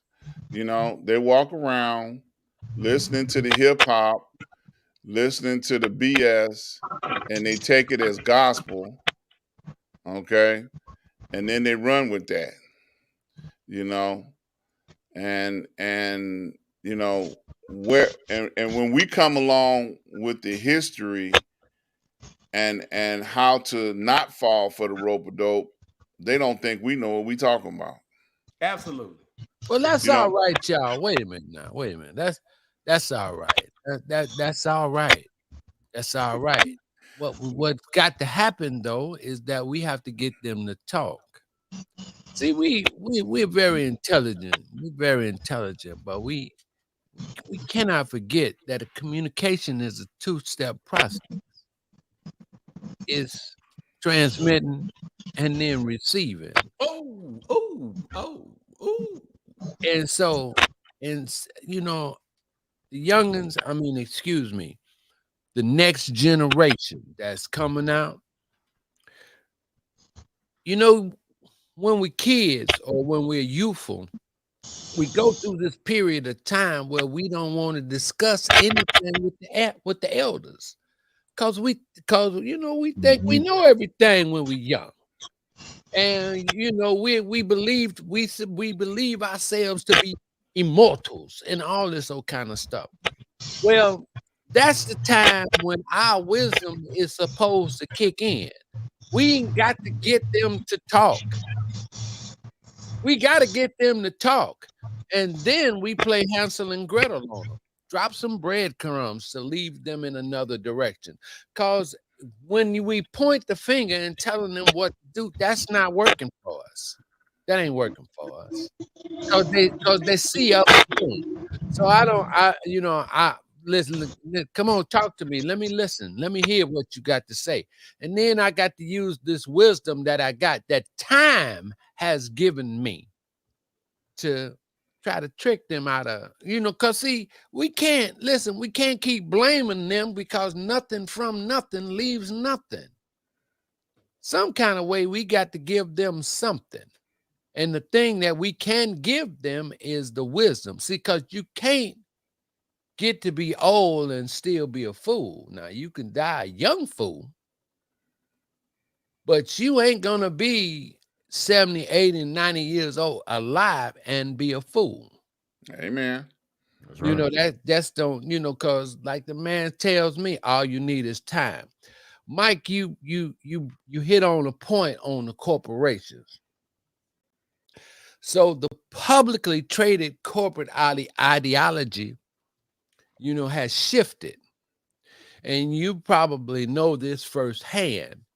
it's called, and Lee definitely knows this, it's only a few companies that I really dealing with being publicly traded corporations. They still exist, but the monster is private equity investments. Mm-hmm. That's the monster, okay? Because that's when, that leverage buyouts thing. That our boy Tom Hicks, one of Bush's buddies, ended up, buying all these radio stations and getting these businesses and then put this business, with a loan that they can't pay. Mm-hmm. And that's when your bankruptcy and all that stuff. We saw that with iHeart. We saw that. And then every year, right, since the private equity barons done came in, your Bain Capitals, your Kravis, Roberts, and your Kohlbergs, all those folk, they were, they cut down our industry like 3 times a year, didn't they? You was getting cut off in the first quarter, second quarter, and the third quarter. At one time, people were getting fired right in between Thanksgiving and Christmas. I mean, not fired, but laid off. Yeah. The businesses were downsizing. That's a lot for. But see, Professor, let me just jump in and say this. See, the thing that I'm saying about the publicly traded, when you don't really know what's happening, it looks like it's the greatest thing ever. Not the publicly traded, but the fact that you're rich. Somebody says that you're rich. Yeah, okay. You see what I'm saying? But they don't know that you're spending somebody else's money. That's right. And it could cause more harm than good if I take all of y'all on this call and say, hey, they just made me the president of so-and-so, so-and-so, so-and-so. So I'm going to need Chris. I'm going to need Lee. I'm going to need Dr. Ron. I'm going to need Reggie. Bring you guys in. We're going to do it. Blah, blah, blah, blah, blah, blah, blah. Now, I'm in here supposed to be running things and making sure that we meet our revenue projections and our goals and everything else is going on. And then all of a sudden, we find out that this little program that we done put together is not getting any ratings and we can't get any advertising. But I ain't said shit to y'all yet. Mm-hmm. So we keep promoting and I'm like, hey man, y'all doing a good job. And I'm patting you on the back and I'm rubbing Ron's head and everything. That's something that you don't never say to another man. Please, you get all this kind of stuff. Please, brother. Please make that plain. Make that plain. Yes, sir. And all these things are happening. That was a commercial break. It was paid for. So all these things were happening and you're still going to walk away clean. Right. Yes. Listen, there's a book. Here I go, Dr. Ron. Here you go. Yeah. Cliff Notes. He got Cliff Notes, y'all. Josh Kossman's, The Buyout of America. It's an expose on the mysterious and potentially dangerous world of private equity investments. Just as like what you talked about. And so dangerous. In this documentary of on radio called Corporate FM, which you can, no advertising, but Corporate FM, if you can find it, get it. But in the end, they said that even if iHeart or whatever, not iHeart, even if the companies went under losing these stations, they won't lose the licenses. Right. They'll still own them. So, and I'm just saying, well, the game is over for us. We'll never be able to own anything ever again. I say, oh man, that was one of them times you throw your hands in the air and wave them like you just don't care because it's over. Yeah. Because they'll still hold on to the license. Now, but one other point that you was making, and well, not a point, but it's just like a question. People always hollering, and maybe you can answer this for me, but anytime they get us to try to buy these new products, Basin, you might be on this, but why is it that they always play the old records from the 60s and the 70s to sell these new products? It's called heartfelt. Yeah, is that what that is? Yeah, it's called heartfelt. When you hear it, it relaxes you. It's like putting you under hypnosis. You know, you're under my spell. You're getting sleepy. So when they play these songs, they bring back golden memories. Yeah, because and you're all and you know you've let go of everything. Yeah, because I can't think of one product today, right, that I would see hip hop hooray. Oh, I can't see one rap song, even some of the clean rap songs. But no, he's right. No, Mike, I'm sorry. Go ahead. Go ahead, Bass. Go ahead. No, I'm just saying, you know, Mike is right. I mean, you're not going to see, like you said before, in the hip hop array, something that to sell a product. You're going to have, it's like going back to the old Screaming Jay Hawkins song. I put a spell on you, and now you're mine. So when you have that type of music, of course, it's to bring you in, it's to lull you in, and that way everything is nice and peaceful and calm, like Reverend Mike Love just talked about. And you know, and I think that's really crazy, right? Because folks will be hollering about, man, that's old school. I don't want to hear that old school. But yet and still, every product that you bought, you got influenced by from an old school cut. Yeah, they got you every time. I mean, even when you go to Mickey D's, they be talking about come see about me. Right. Well, a lot of the songs, the hip hop songs that are out today have samples from the old school songs. That's right. Well, hold on, Lee, on this one. So Stephen B is a good friend of ours out of St. Louis, just put on there that they don't have the rights. It doesn't matter, because all they have to do is says they don't have the rights to the artist because they're dead. It has nothing to do with them being dead. It's easy. When you're a P&G, you can pay whatever they need to use that song. It has nothing to do with them being dead. I mean, he made a great point, but it has nothing to do with that. They use it strictly to get to the heartstrings of your pocketbook. Man, you know. And Barry got the publish. He still got that publishing, boy. He still getting paid. He getting tall paid on that, because they, you know, they're using the Motown song in a minute. And just think about some of the great Motown songs that they were using. You remember them doggone raisins, the California raisins, heard it through the grapevine. That's right. Perfect. I mean, perfect. I heard it through the grapevine. Right. And every product, when they trying to push a new product, it always comes in with something old. So, you know, as Clara Pella would say, where's the beef? Right. I mean, and you go back to the claymation you talk about with the raisins, they were doing a lot of pitching. So say, for example, Sun Made Raisins, they were saying, you know, I got sunshine on a cloudy day. It always fits the scenario. So yeah, it's obviously done on purpose, but it pushes the narrative of the brand, and it just happens to be a good marriage of the two. Yeah. Absolutely. I'm sorry, Dr. Ron, you get your church finger up. So what do you want to say? Yeah. I wanted to throw a teachable moment in there. Can I do that, y'all?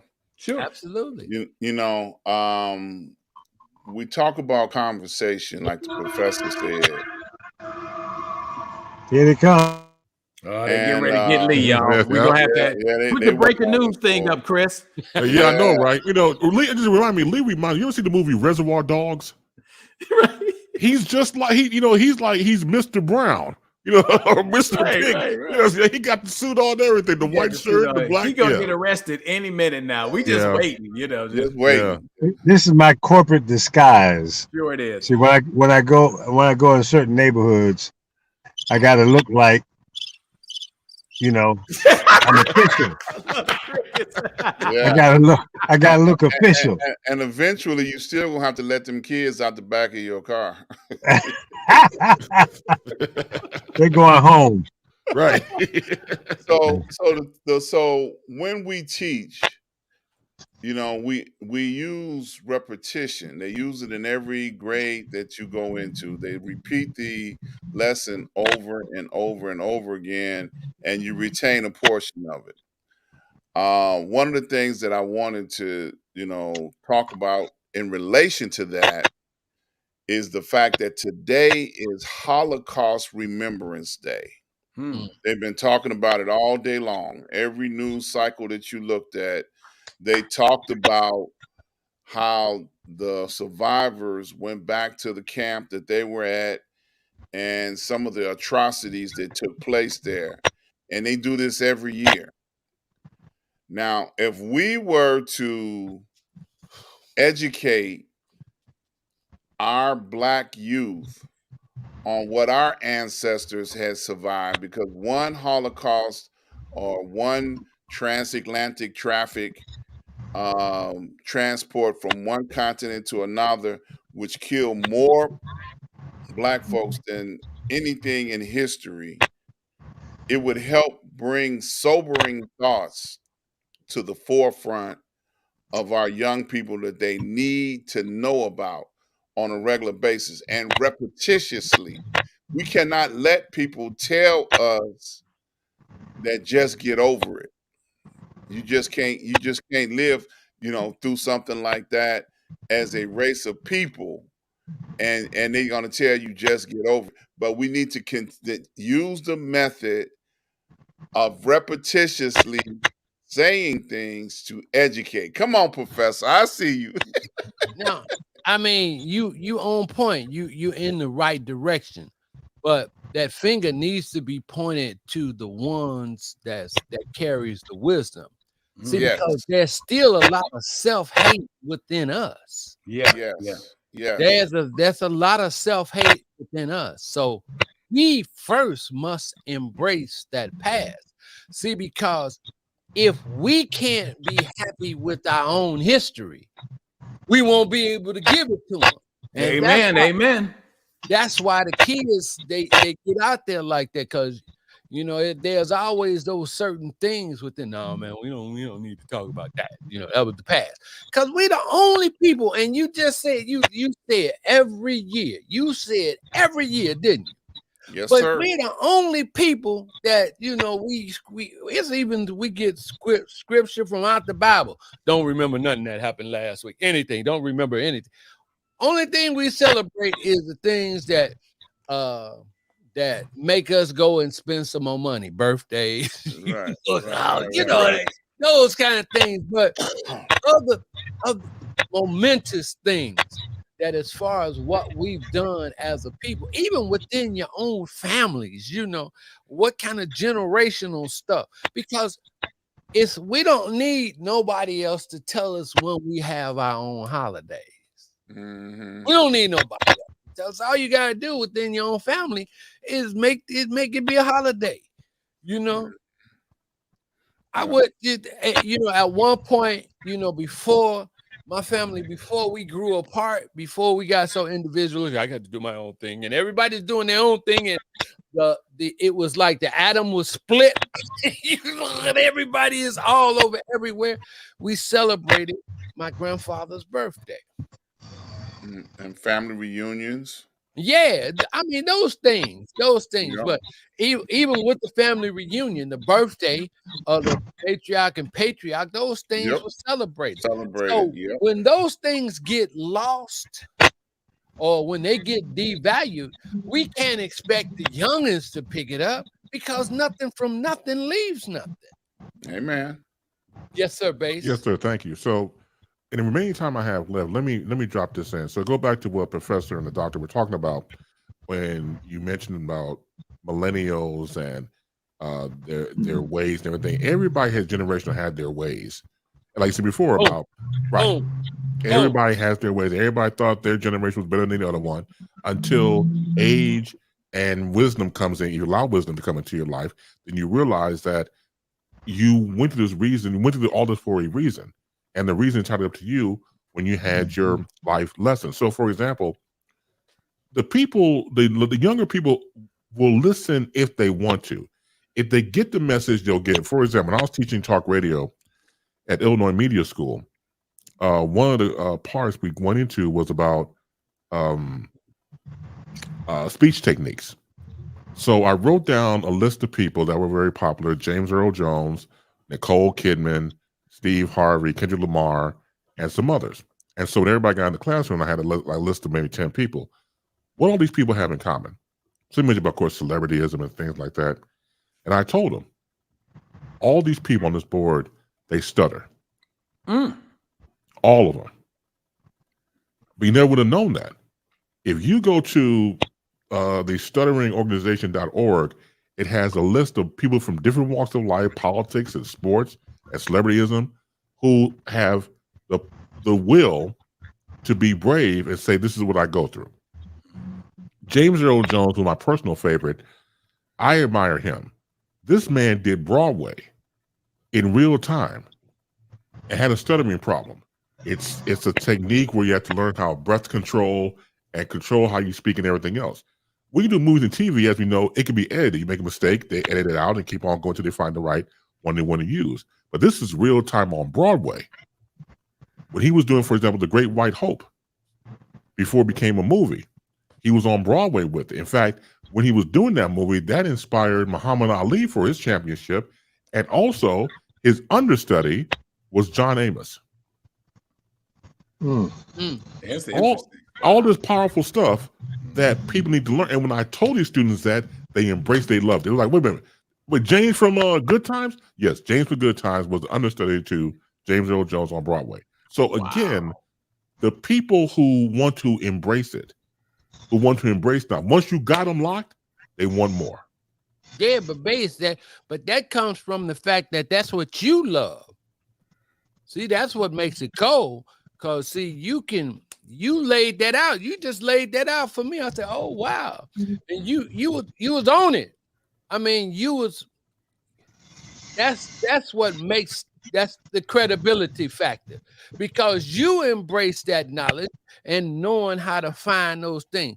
It's like what Mike called the forensic of it. You go all the way to the core with what you're doing. And folk got to respect that. We have to take that. We have to really take that with our kids or with our youth, and we have to deal with that. And just because, see, we forget that we went crazy too. We forget that. Because see, we done got, oh man, well, I've done this, I've done that, I've done this, that, and the other. And then so all of a sudden, when we see these kids go crazy, we say, oh man, look, dude, we get to hooping and hollering, telling them that they ain't supposed to be crazy, but we forgot that we was crazy. And the people and that some of us are crazy. still crazy. Yeah, I mean, but Ronnie Laws made the song. He said every generation. Yeah. So it's just us. We got to build up that tolerance. We got to build up that tolerance. And the way it gets built up is that we have to listen. We got to listen. Listen, and we got to let them know that we're listening to them, because I know, Base, when you teaching, right? And when your students come at you, you give them the attention. You put that eye on them. And then when you go and drop knowledge on it, they go, it's a give and receive type thing. When they see you, they'll give it back to you. When they know you're going to try to listen to them, but if you always doing that, they're going to give you a hard time, because I rebelled, Dr. Ron rebelled, Bass rebelled, Lee rebelled, Mike. No, I never did. We all rebelled. I didn't do that when I was young. I rebel now. Rebel now, right? He just that's what you do when you get older. That's right. Yeah, I rebel now. But I sell drugs now. I sell drugs now. And I got kids in the back of the car in the trunk. Right. He just hides children in the trunk right now. Right. That's it. Yeah. So but listen, because we can't win them fighting them. Right. We can't do that. That'll keep us like a dog chasing his own tail. We ain't gonna never catch it. Absolutely. Good point. We ain't gonna never catch it. Amen, Professor. Amen. Amen, and amen, women. We'll never catch that. So we got to and if we're gonna make the battle, if we're gonna set up the battle, we got to we got the battle from our perspective, man. We got to get control over what they see and hear. or we got to have more input, or come on, man, don't be showing my kids that. I mean, I don't even think we had even the last big argument that we had was over Amos and Andy, which I thought was a great show, right? But now they let our people look at anything. That's right. We look at it, but when they put out Amos and Andy, oh no, oh man, you see how black people is put down and all that. But now we can be far worse than that.